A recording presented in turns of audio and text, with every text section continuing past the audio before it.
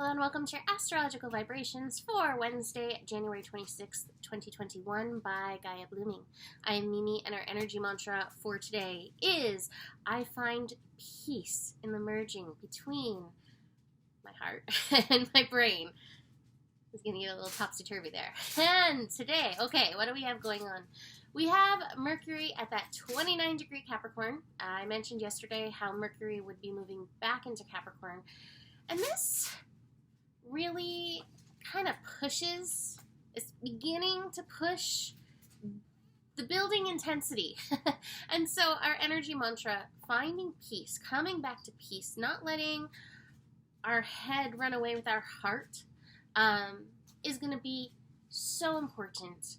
It really feels like the intensity of all these last few years is like culminating right now and building. And to me, that feels like maybe what the United States Pluto return incoming feels like. Next week we hit that energy. And so it's going to be important that each of us, as much as we can hold like marker points of peace in the world, no matter where you are in the world, even if you're in Antarctica, like your peace there, your ability to hold that energy there makes a difference. And it's also something that can help as others get, the image I get is like, so interesting, whirling dervishes of things happening, you know, like just whirling around and kind of you get sucked into the storm and then pushed out. And so for those who are getting like pulled into these storms, for you to be able to hold your peace and then come into contact with these other people, this is beautiful service. And that was, I guess, almost a week ago when we started Aquarius. That was the energy that we were working on, is how are we called to be of service? And so peace is the service that we are offering first to ourselves and then to others and to the world just by being.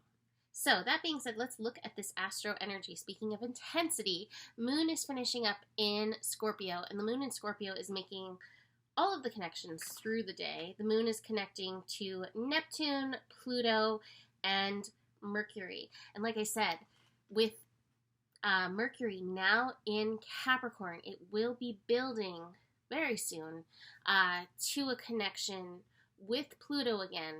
I can't remember exactly when it was that we had that, but there's just, it can bring up the fears, it can bring up our intensity, it can bring up control and power issues that can make you feel like you're going to snap. There's a lot of energy building and riding in this. And all the while, Venus is still hanging out at that 11 degrees, still retrograde, but reminding us that we can look again within for the grace that we're needing in and through these times as well. So these connections, Moon and Neptune. Oh my gosh, my dreams, ever since Jupiter moved into Pisces, my dreams have been off the hook. But this can also peak this on another level. Be willing to pay attention, to notice the lessons, and also to recognize that sometimes dreams also are how we process. So sometimes you're like, oh my gosh, like what is even happening here? Some of this is some of the processing that's needing to happen for these energies that we are experiencing in the world right now. Moon and Pluto. Watch your fears. I said this yesterday. You're probably going to hear this from me so much. Check your motivation. I don't remember who said that quote, but don't move the way fear moves you. Move the way love moves you. It might even be Rumi, because I love him, obviously. But check your motivation. Check what is moving you. Check what is guiding you right now. I notice this all the time, and it's not to say that people are not correct in saying what they're saying, but we as humans are the most dramatic creatures I've ever met. I've met so many creatures. We live for drama. Even if we say that we don't, we feed into it constantly. Sensationalization in headlines and all of that. We always want the stories to be bigger because there's a part of it that makes us feel alive. And this, to me, is the Scorpio in us. This part of it that's like, yes, the intensity is part of living, part of life. So be aware of that. And as the Moon and Pluto connect, Notice, are there places where you are sensationalizing your own story, your own situation, your own fears? And again, how can you find your balance back within? How can you find your power and not give it away? That's going to be so important. So important incoming. Excuse me, sorry.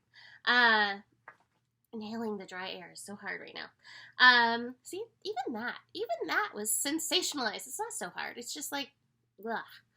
All right, so there's my own catching myself. Moon and Mercury. Again, and this gives us the opportunity for the awareness. Mercury and Capricorn, awareness and the responsibility energy. With the responsibility, we can rise up, we can show up better than before, and not be sunk, not be sunk by these energies. After all these transits, let's see, we have that till, looks like 9:30 p.m. And then the moon's going to go void and shift into Sagittarius at 11:34 p.m. Pacific time. Sorry, hold on.